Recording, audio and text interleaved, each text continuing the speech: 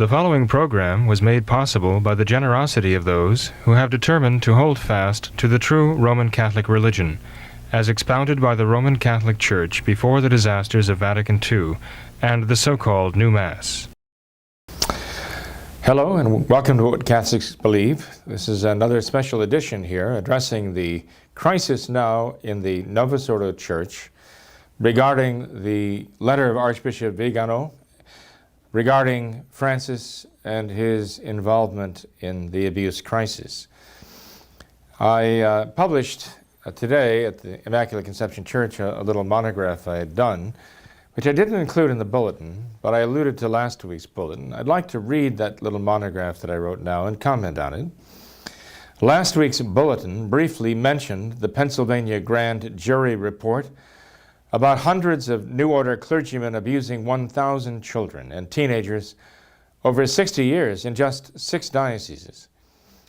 Last week's sermon told about the appearance of Archbishop Vigano's letter detailing the complicity of Vatican II church prelates and Francis himself in the 40-year predatory activities of Cardinal Theodore McCarrick, a close associate of Francis who influenced his choices of bishops and cardinals.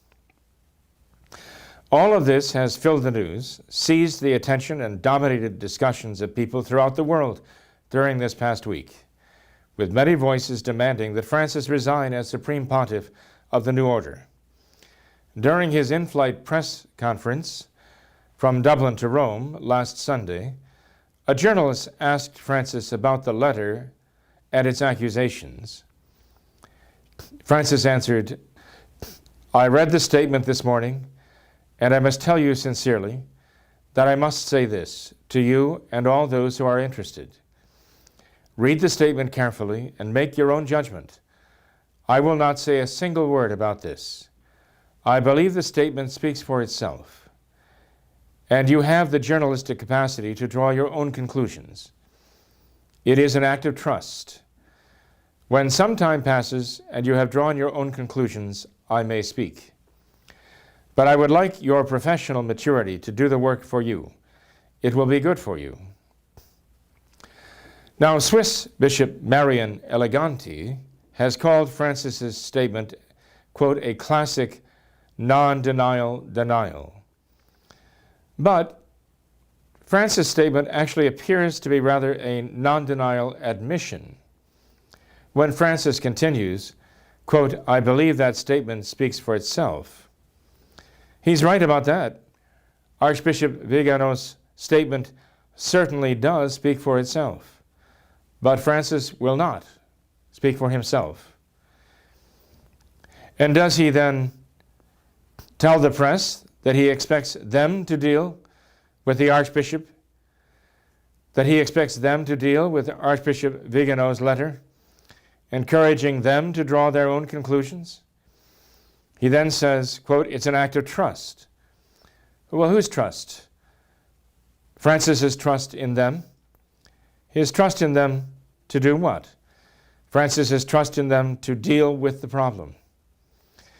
Is it purely accidental that the liberal so-called Catholic press immediately began to attack Archbishop Vigano's honesty, integrity, and credibility? The Archbishop was already then in hiding, out of reach of the Vatican, and beyond the wrath of the New Order's deviant syndicate. Has Francis called upon his allies in the liberal press to, quote, fix the problem for him? Did Francis set the press hounds on Vigano to tear him apart by character assassination? Whether or not Francis gave the order, that's exactly what they've done. And Francis concluded his non-answer with this peculiar statement. When some time passes and you have drawn your conclusions, I may speak. Now, I'm not the only one who raises this question of whether Francis was in fact signaling to his press agents in the Catholic press, as it's called, or the secular press for that matter, that he was signaling to them that he expects them to take care of the problem, that he really has nothing that he can say, but it's up to them to say what's necessary, that is, to discredit the letter of Archbishop Vigano by discrediting him? Well, in First Things, dated August 31st, 2018, John Waters writes in Francis and the Journalists, "When you read the Pope's response again in light of what has happened or not happened, in the several days since, it acquires an ominous tenor, inviting a stab at a new translation. Here is mine." So John Waters then gives his own translation of Francis's statement. And I quote, "Read the statement in the knowledge of the relationship you and I share. We are men and women of the world and like-minded on what is important. We know where we stand on matters like homosexuality and homosexual priests. But be careful how you handle this Vigano business. A wrong word could undo all we have achieved. I have faith in you to figure out who this man is.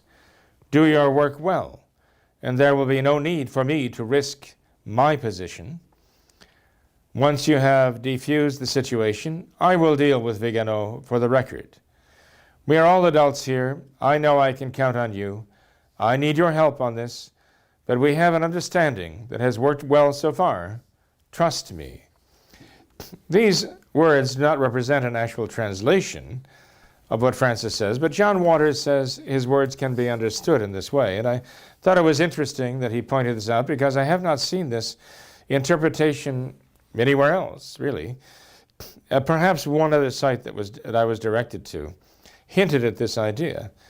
But the idea that Francis was actually unloosing the hounds of the press to go after Vigano to discredit him, and only then would Francis have anything to say after they had done their dirty work, as it were, is not beyond the pale, and I'm not the only one who's interpreting and understanding Francis this way.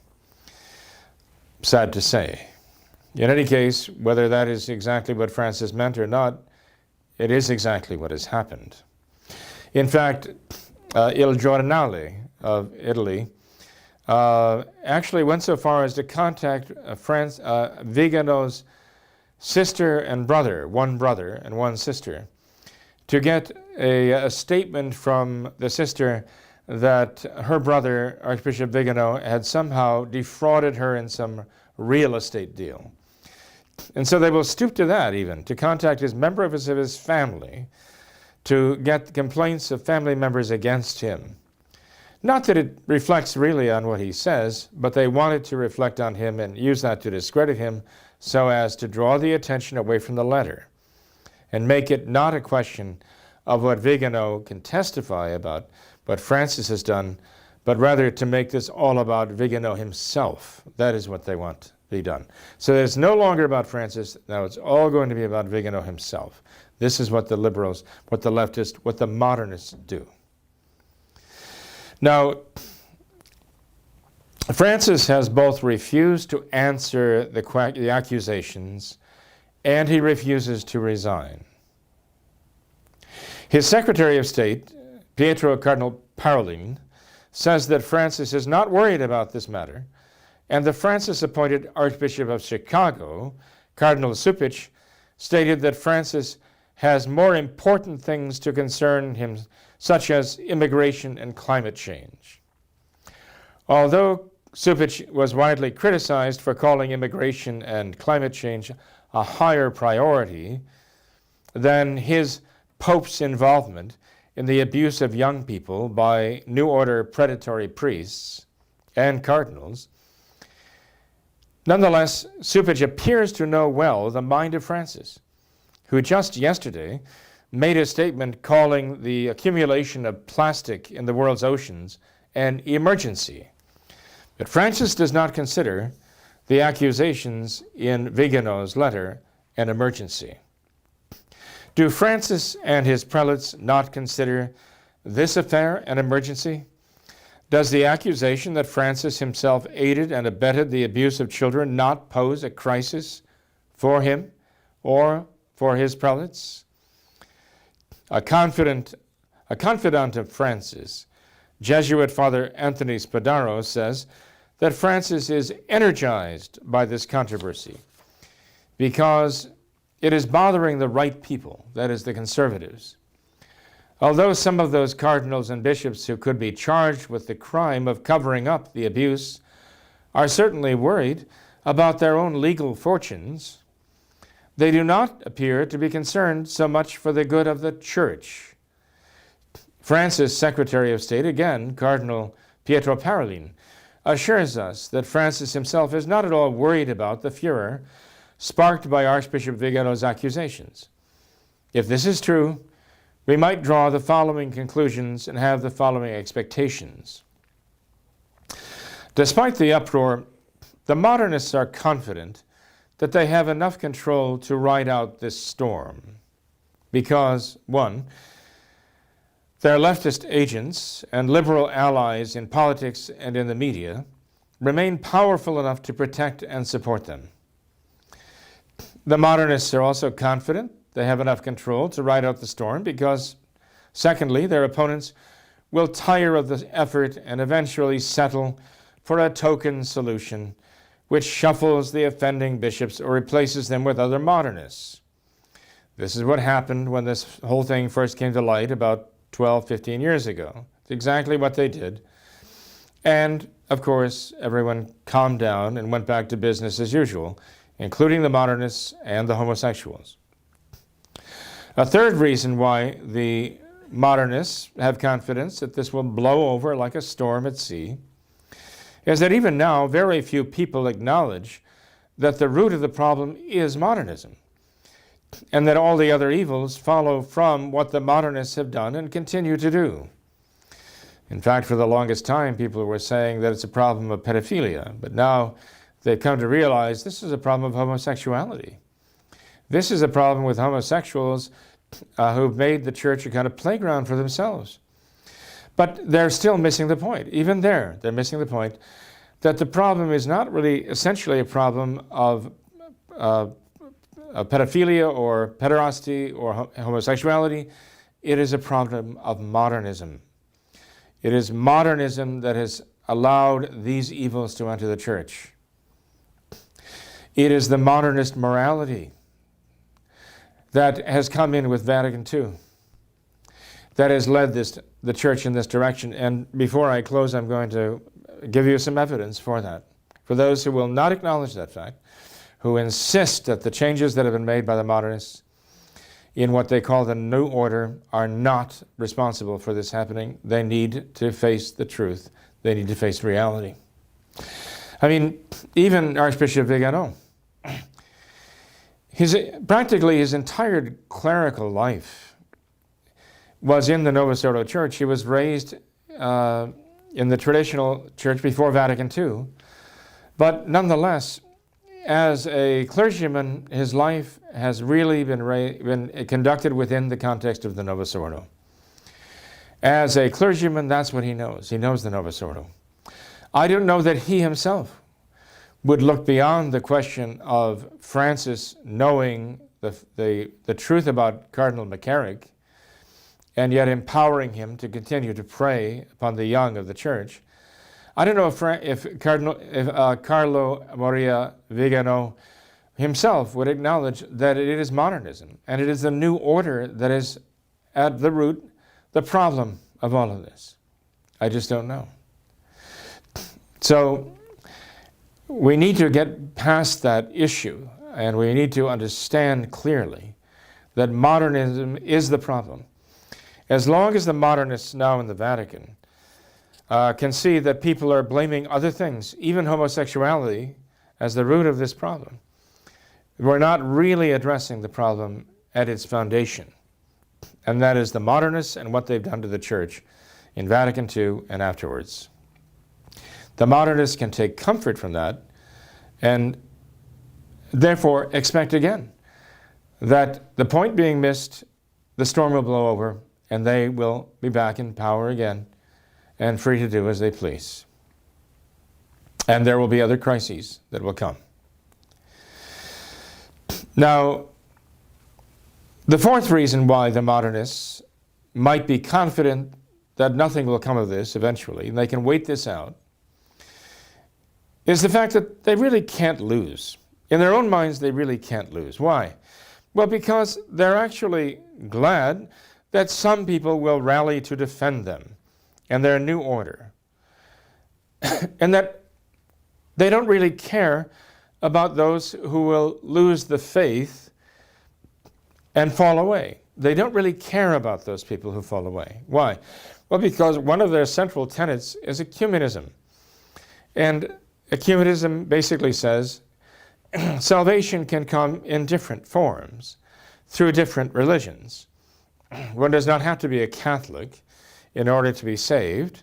After all, Francis said that atheists can be saved by their goodwill. And so when people fall away from the church, even the nice modernists could say, oh, well, they're not losing salvation for falling away from the church because they can go find salvation somewhere else.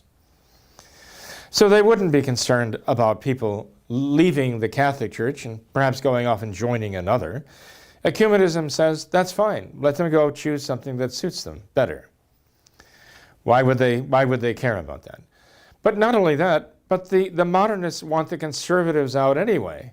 So if the conservatives are going to fall out of the church, this is exactly what they want. Francis would like nothing better than these conservatives to simply give up and walk away and leave him alone and rid his church of this trouble that conservatives bring because they're so focused on doctrine and morals. And so the fallout from this crisis, again, the modernists would see as a positive if it gets the conservatives to give up and go away. Also, the modernists really want to undermine the church as the one true Church of Christ. They want to undermine that idea. You know, the modernists have even made concessions to those who want the 1962 Latin Mass. They've made concessions to them and let them have their extraordinary form. But what they all have to give up is the idea that there is one true God who has one true Son, who's taught one true faith, and established one true church through whom and through which alone there is salvation. The modernists want us to lose that idea entirely. They'd let us have the Latin Mass as long as we'd give up the idea of there being one true faith outside of which there is no salvation.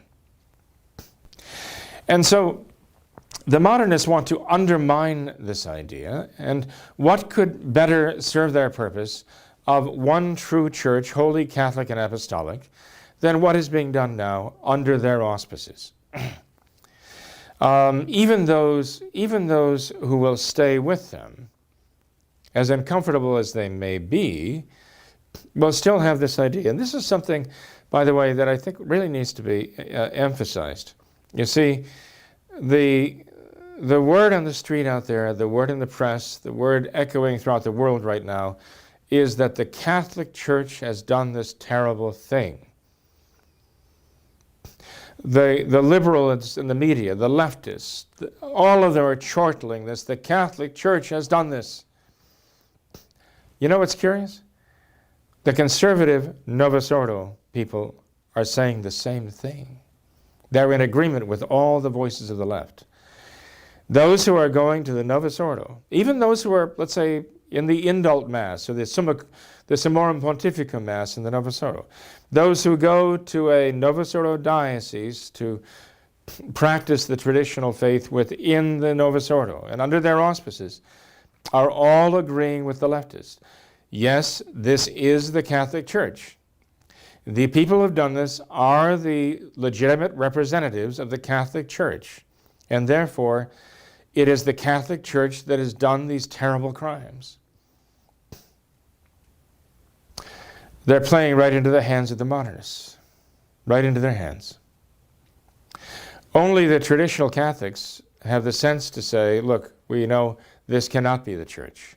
This cannot be the church any more than it can be Christ himself. This cannot be the Catholic Church that has done these terrible things.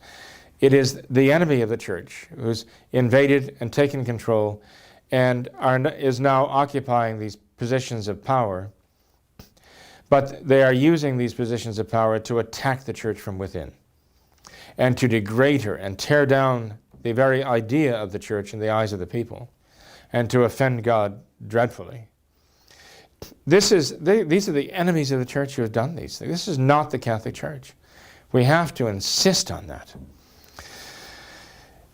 It is a tragedy, of course, that people are willing to believe now this mantra that is being passed off as truth, as common wisdom, that this is the Catholic Church.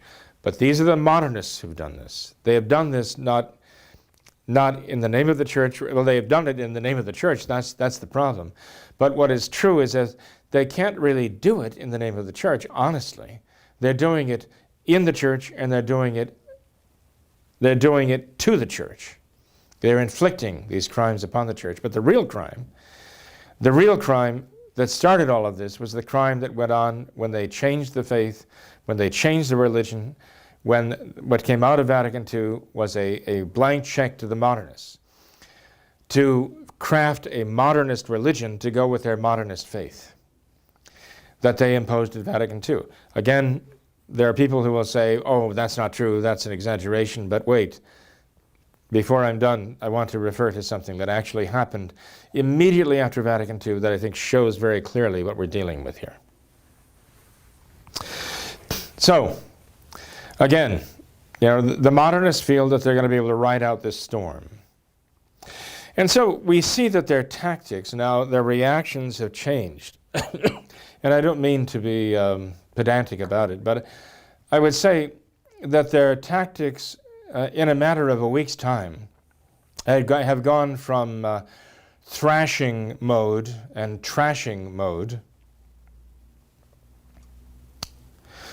to, actually lashing mode. And I'll explain what I mean by that.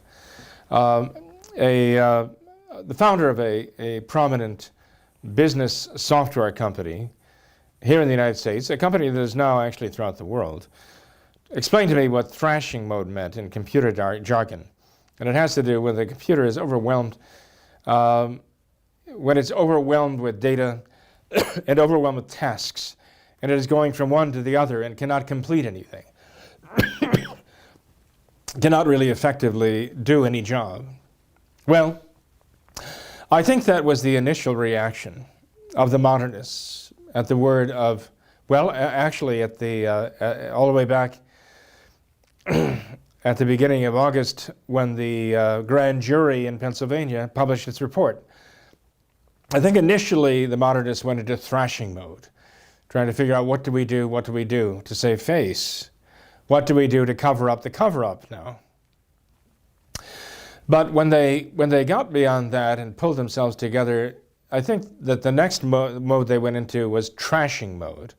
And I think that was Francis's signal, not only to the press, but I think it was a signal to also his abusing modernist bishops and cardinals and priests. Now we have to go after Vigano, and we have to trash his name. We have to undermine him. That's our defense. The best defense is a good offense. But now I think they've gone to what I call lashing mode. And by that, I don't just mean lashing out against Vigano. I mean in the sense of a ship at sea where the crew wants to lash itself to the mast to ride out the storm. I think they're now in that mode of lashing themselves to the mast and riding out the storm no matter what. I think we see in the modernist agenda that they have this confidence because all of their fellow leftists and liberals are those, as you saw from an earlier video, talking about Dr. Felix Salva Isadani's work, Liberalism is a Sin, wants to detach human life, especially public life, from any obligation to follow God's law. That the liberals, whatever they call themselves, whether they call themselves leftists or progressives or modernists, they're all liberals in the sense that Dr. Sarda E. Salvani describes them, as those who want to basically exalt the dignity of man above any obligation that human beings have to their Creator and to their Redeemer. That the dignity of man basically enables man to be totally independent of God, to function independently of God and despite God, in spite of God, literally, in spite of God. This is what liberalism does. That the modernists look to all their fellow liberals and they say, we're all in this together. We're all going to watch each other's back. We're all about promoting now this liberalism, which gives rise to the modernist morality of turning loose the homosexuals in the church, and as I say, turning it into a gigantic homosexual playground. And so I think they have this confidence that as long as we can still pass this off as a homosexual problem, at the same time we're legitimizing homosexuality, we are going to basically thwart any effort to dethrone us in the Vatican or anywhere else. Now, I could, again, get into the whole question of the left and the right and so on, but I don't want to get into that right now because I want to close by referring to something that happened just after Vatican II came to an end. As you know, Vatican II was closed in December of 1965.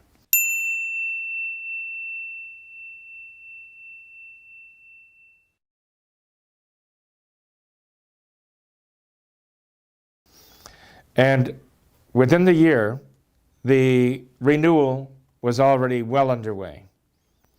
And part of that renewal involved psychological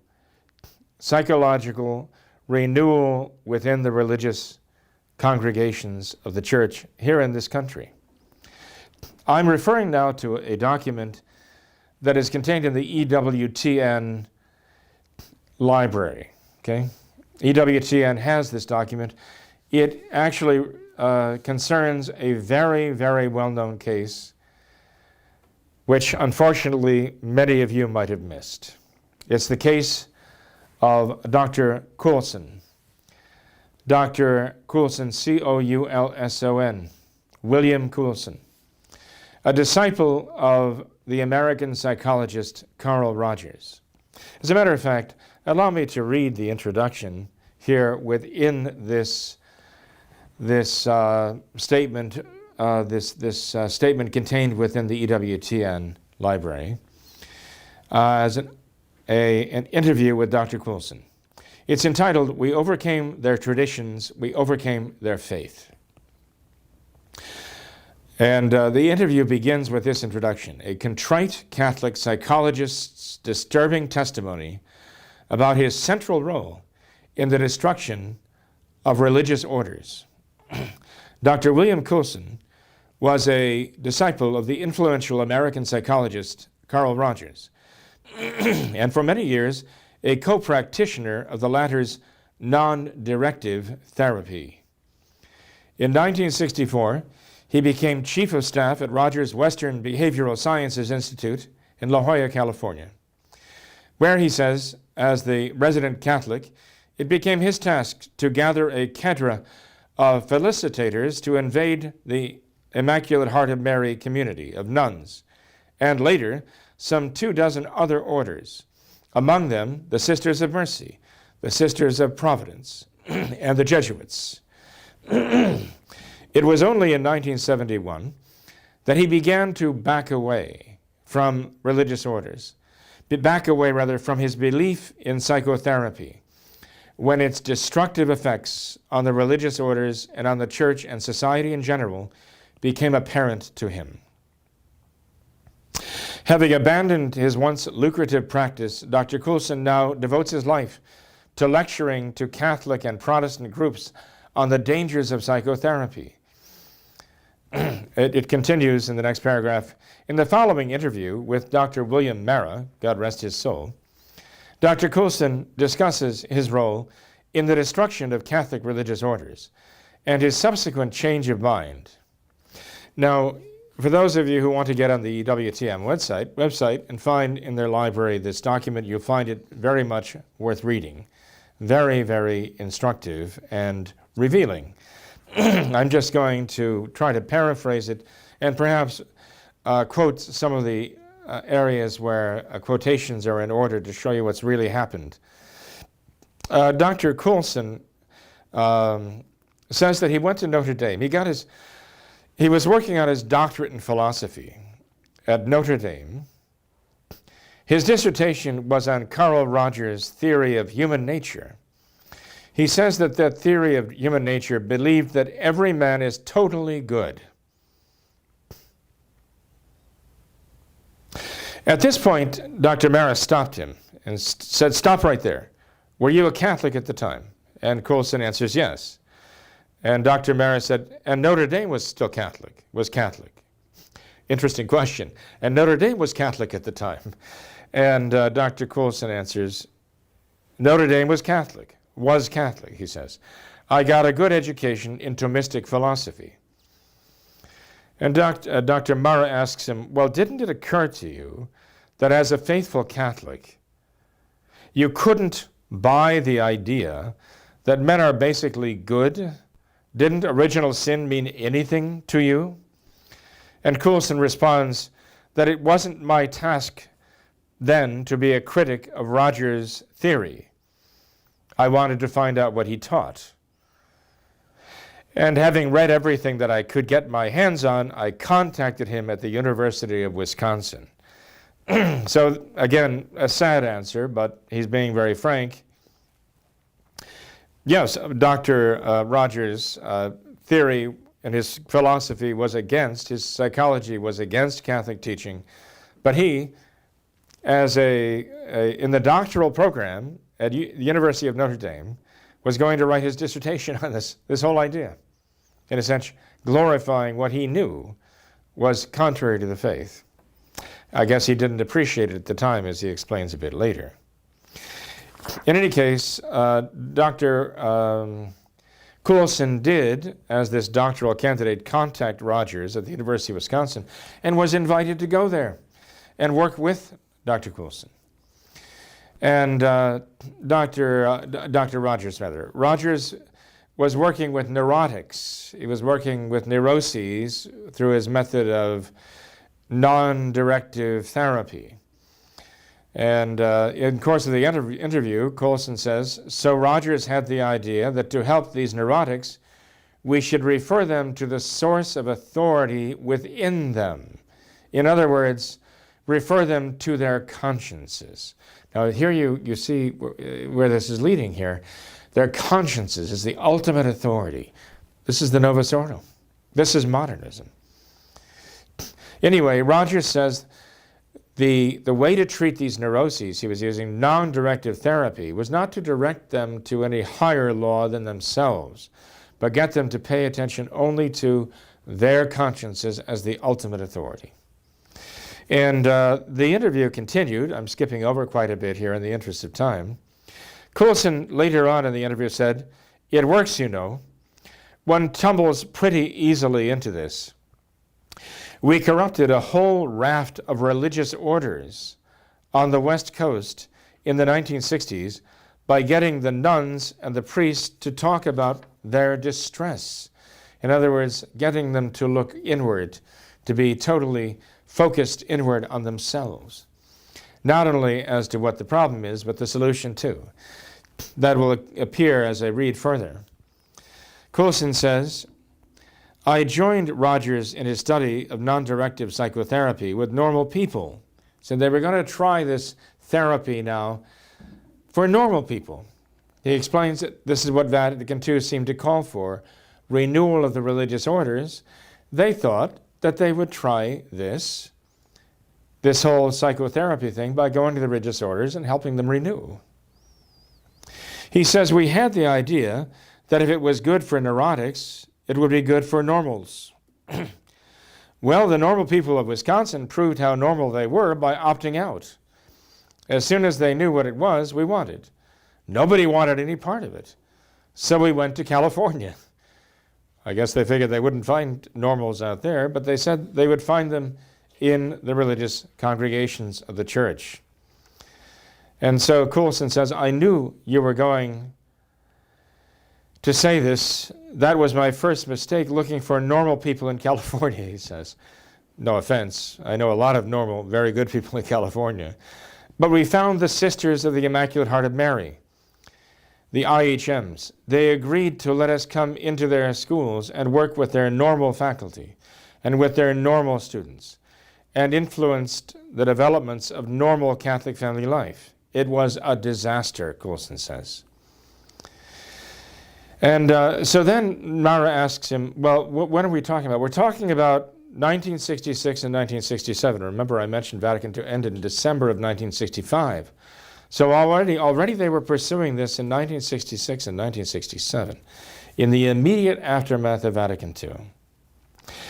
And then, if you have little children listening, don't let them listen to this. This is one reason why it's so hard to deal with this topic in anything that is a family program, because it is so sordid. Coulson begins then to talk about what they were doing in 1966 to 1967 and its consequences. With the nuns, he says, there's a tragic book called Lesbian Nuns, Breaking Silence, which documents part of our effect on the Immaculate Heart of Mary sisters and other orders that engaged in similar experiments in what we called sensitivity or encounter. In a chapter of Lesbian Nuns, one former Immaculate Heart nun describes the summer of 1966, when we did the pilot study in her order. We, Mara asks, being you and Rogers. And he says, yes, Rogers and I. And eventually 58 other psychologists who began working with them on these nuns. We had 60 facilitators, he says. We inundated that system with humanistic psychology. We called it Therapy for Normals, TFN. The Immaculate Heart of Mary sisters had some 60 schools when we started. At the end, they had one. There were some 615 nuns when we began. Within a year, after our first interventions, 300 of them were petitioning Rome to get out of their vows. They did not want to be under anyone's authority except the authority of their imperial inner selves.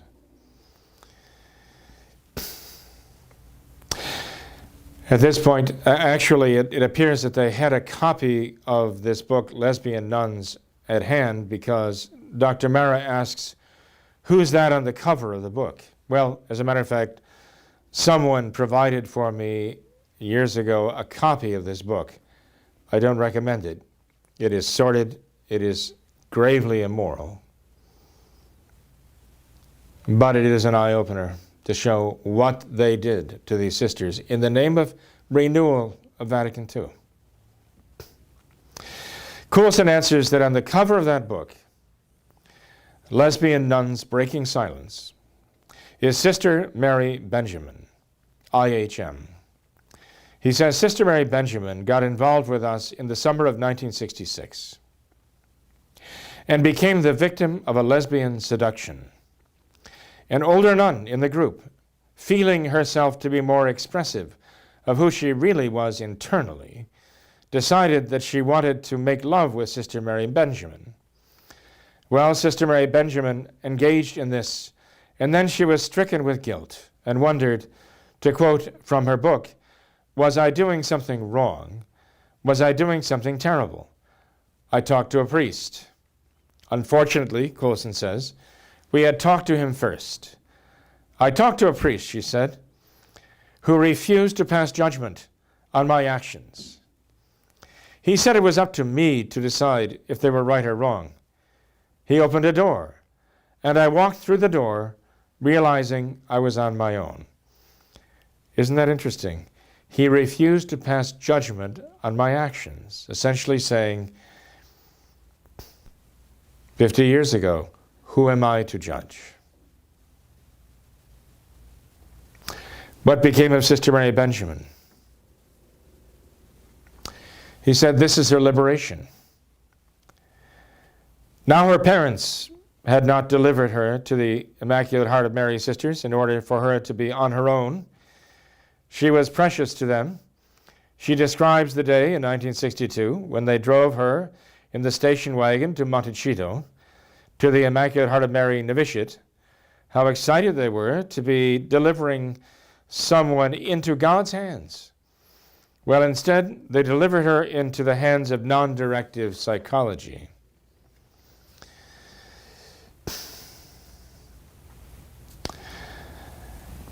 And this is what has become of Sister Mary Benjamin now. She embraced the life of lesbianism, homosexuality. It is who she has become. And she then oversaw the publication of this book, Lesbian Nuns, Breaking Silence. You see, this happened. We're talking about the 1966, 1967 aftermath of Vatican II. We're talking about the years immediately after Vatican II.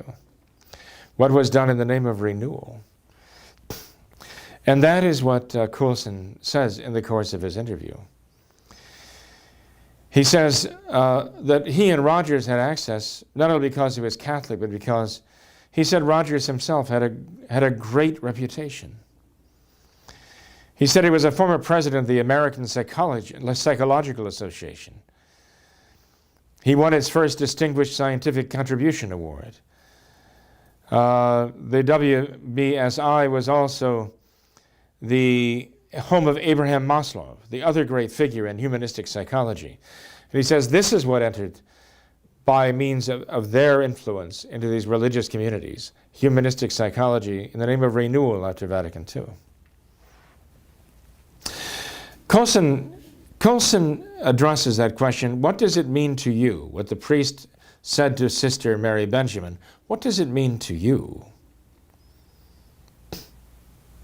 Or what does it mean to me? Or to God? The priest got confused, he said, about his role as a confessor. He thought it was personal, and he consulted himself and said, I can't pass judgment on you. But that's not what confession is, Coulson says. It is not about the priest as a person taking a decision for the client. Rather, it's what God says. In fact, God has already judged in this matter. God has judged. You are quite right to feel guilty about it. Go thou and sin no more. Instead, he said to Sister Mary Benjamin that she should decide for herself. And that's exactly what she did.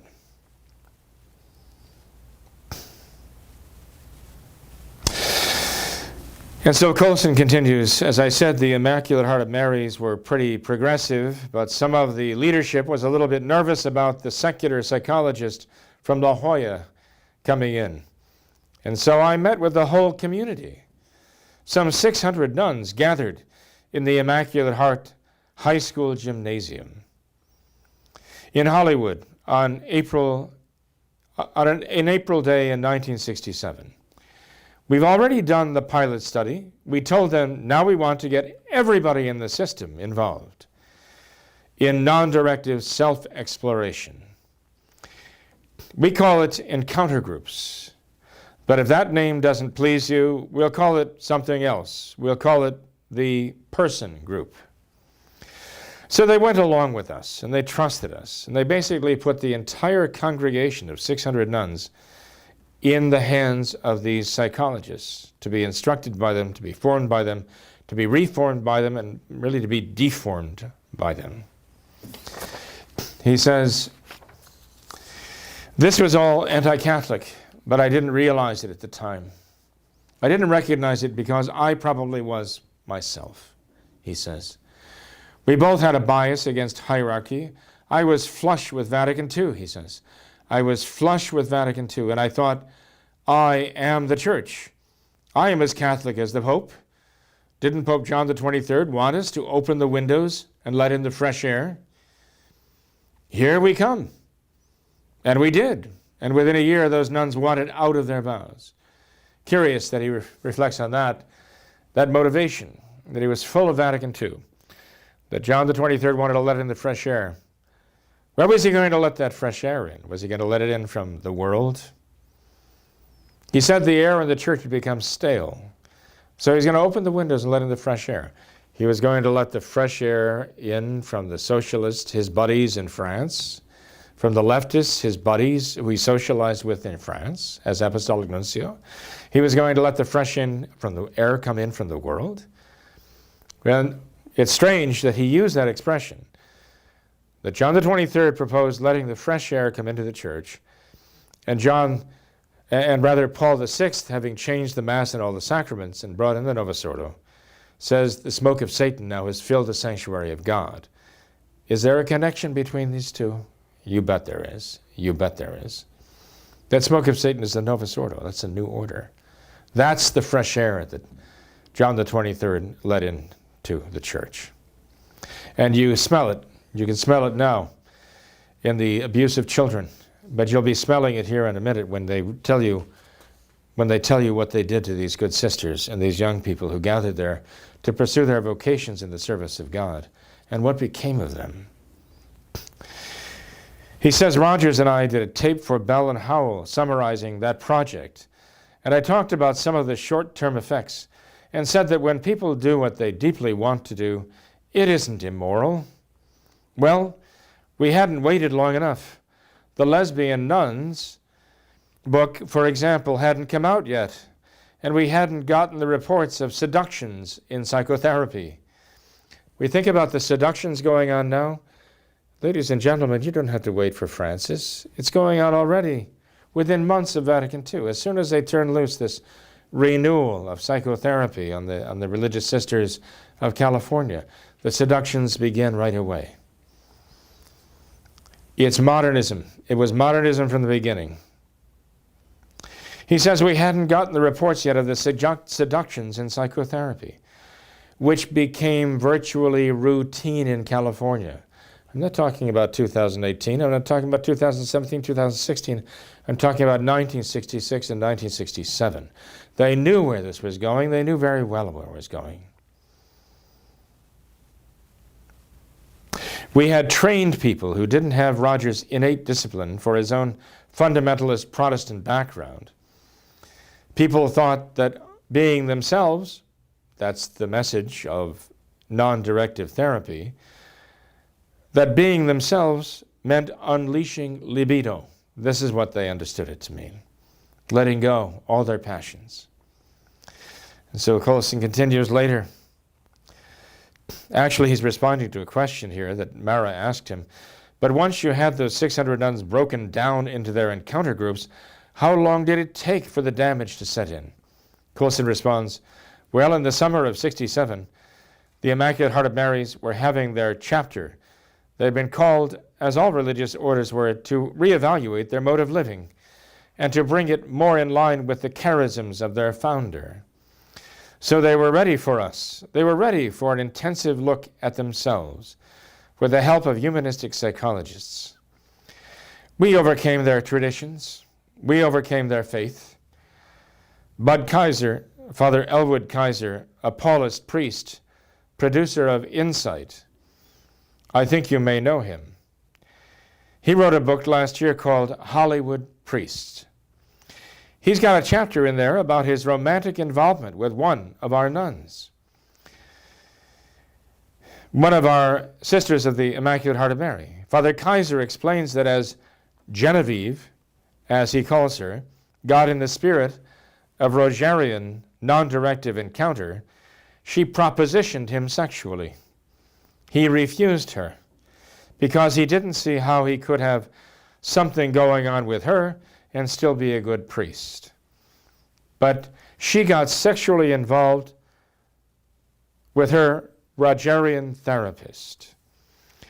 We were referring nuns who opened up too much in our encounter groups to therapists who are on the periphery, and this is what happened to them. They became intimately involved with them.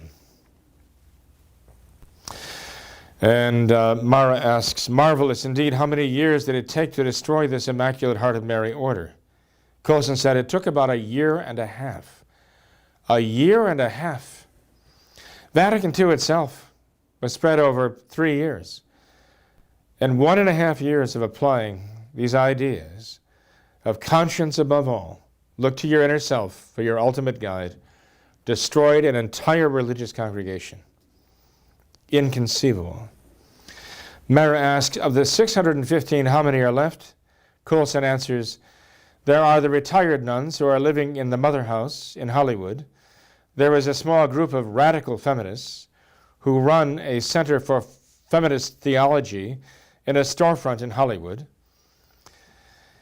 He says the order as a whole, the Immaculate Heart of Mary, which conducted all those schools, there are a few of them in Wichita, whom I visited recently, Coulson says, who are going to make a go of it as traditional teaching nuns.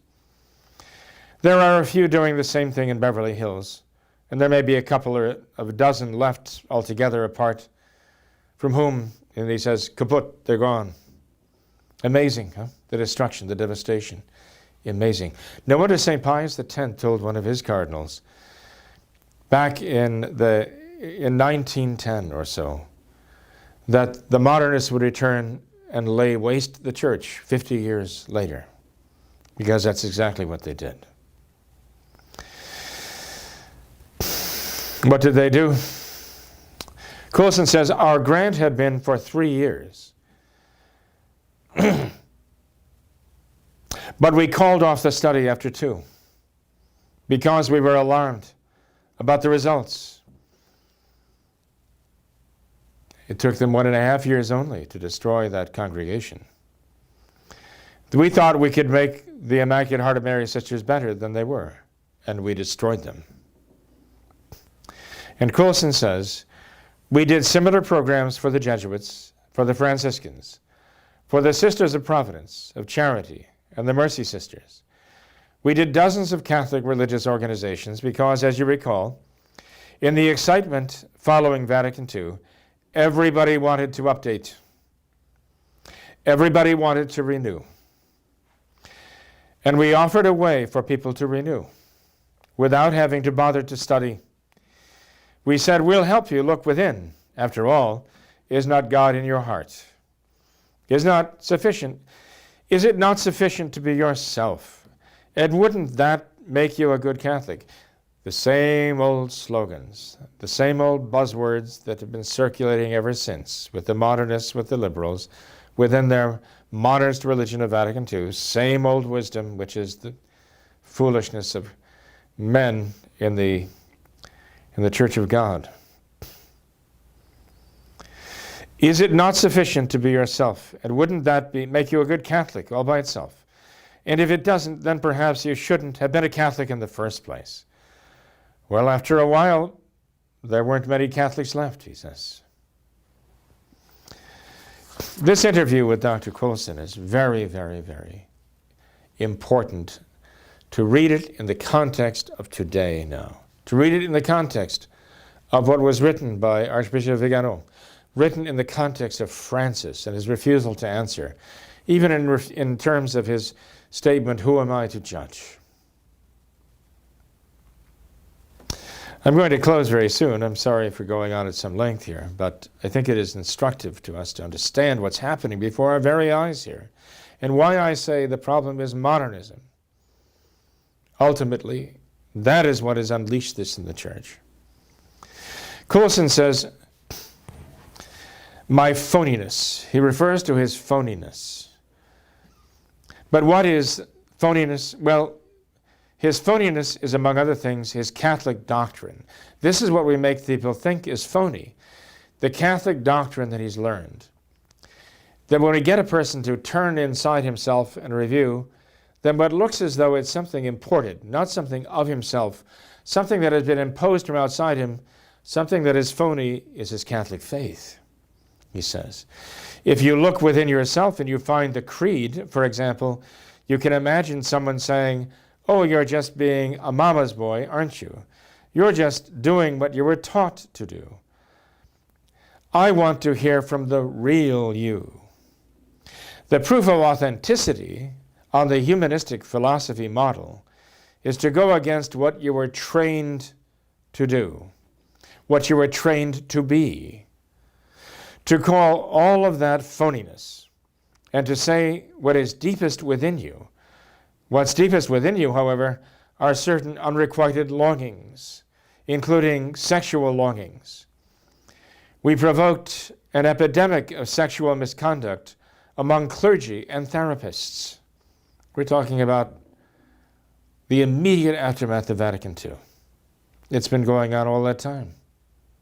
No surprise. Francis says, the spirit of surprises is his God. But this should come as no surprise. They knew exactly what they were doing all the time.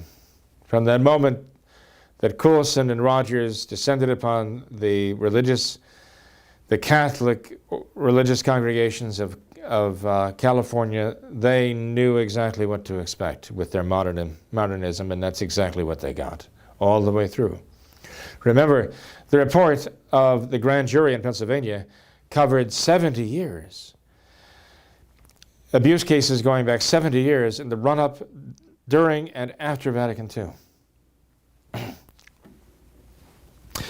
And Coulson continues, well, actually, we started with the Jesuits. He said, we actually started with the Jesuits. We did our first Jesuit workshop in 1965, he says, even before Vatican II had ended. In 1965, Rogers got 2 honorary doctorates from the Jesuit universities. They thought we were saviors. And he says that what they did was revamp the Jesuit training process. He says, we really messed up the training process for the Jesuits. They saw that happen before their very eyes. He says, there's actually a book on the subject, a book written by a Jesuit. And the title of the book is The Reformed Jesuits. It reviews the collapse of the Jesuit training program between 1965 and 1975. The Jesuit formation virtually fell apart, he says, during that time. He says it was Rogerian. It was their follow your conscience, search inside, do your own thing mentality. He says, we taught people that they could trust their evil impulses, that they really weren't evil because they were theirs and they were genuine and all was good. But they really were evil. These are the words of Coulson. But they were really evil, he says now. This hit home again and again for Rogers in the 1970s, when rumors began to circulate about a group that had spun off from ours. And he talks about the groups that they had spun off and doing their own research, involving, of all people, Jesuits. He says, by then, we had become the center for studies of the person in La Jolla, having spun off from what he calls the WBSI. And at the same time, there spun off another group called the Center for Feeling Therapy in Hollywood. Well, charges were brought against the guys at the Center for Feeling Therapy, one of 3 founders, of that, by the way, being a Jesuit, who had left the order, and among the things that the state of California was perceptive enough to charge them with was killing babies. 11 times women who became pregnant while they were in the compound, the Center for Feeling Therapy, were forced, he says, to abort their babies. The state of California charged them with this crime. Mara asked, was this before Roe versus Wade? Remember the legalization of abortion nationwide? No, Coulson said, this happened after Roe versus Wade. Roe versus Wade was in 1973, remember. But the state medical board held that it was unethical for those men to force the women to have abortions because those women wanted their babies. And again, Coulson says this is one of the spin-offs of their own doings here. And a Jesuit, one of the 3 founders of this criminal enterprise. Coulson continues, humanistic psychotherapy, the kind that has virtually taken over the church in America. I'm going to repeat his words here. Humanistic psychotherapy, the kind that has virtually taken over the church in America and dominates so many forms of aberrant education, like sex education and drug education, holds that the most important source of authority is within you, that you must listen to yourself well. Again, he's going right to the root of this. He's going to the root of this whole problem. People have to listen to him, listen to what he's saying, It goes back to the modernism unleashed on the church by Vatican II. Kusineva goes on to say that he pulled his own children out of Catholic schools while all of this was going on. While they were corrupting the religious congregations teaching in other Catholic schools and corrupting other Catholic schools, he and his wife, he attributes his wife's perceptiveness to this, pulled their own children out of those Catholic schools because he recognized what was going on. Now, my dear people, how can we continue to be in denial? How can we continue to deny that it is modernists who have done this? They are the sworn enemies of the Catholic Church, unveiled as the worst enemies the Church has ever faced by Pope St. Pius X himself in 1907, encyclical Pascendi. In that encyclical, Pope St. Pius X said that modernism is the collection of all the heresies. It changes the very meaning of the word faith, for heaven's sake. And he says that modernists are characterized by pride and audacity. But you can't find anything more audacious than Francis's answer to those journalists. That is characteristic of audacity. And it is also audacious for a man like Francis to say, "Who am I to judge?" when God has already judged, when God has already made the judgment. Now it's a matter of what Francis is willing to judge. He can disregard God's judgment. He can even override God's judgment. He can overrule the judgment of the church with regard to capital punishment. Why? Because he's the Francis. And everything he says is magisterium. This is modernism. This is not Catholicism. And what has done this is not the Catholic Church. It is the enemy of the Catholic Church, the modernist church that has come out of Vatican II. We need to understand that so that we cannot blame the church or Christ for what has happened. We need rather to rescue the church from the clutches of these modernist maniacs. We need to rescue the church from the clutches of these people. And we need to insist that they do not legitimately represent the Catholic faith. They do not legitimately represent the Catholic Church. That their religion is a religion of modernism. It is the practice of modernism, which they and we now know as the Novus Ordo. We have to put an end to the charade that they've got going on, which has for the last 70 years, as it was found, produced these predators, these homosexual predators who are preying upon their own children in their own seminaries and in their own schools. My dear people, please, please see reality for what it is. Don't continue into the modernist fog, wandering, stumbling through the modernist fog that they generate, the smoke of Satan. Realize that this is modernism that has done this. The enemy of Christ, the enemy of the church, the enemy of Catholics, has done this evil deed.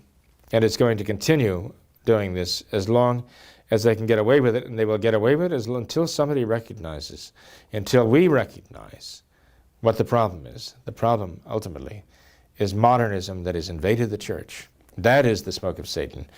And now we have to blow it out. And we have to return to practice the traditional Catholic religion, the only real expression of the true Catholic faith. May God bless you all.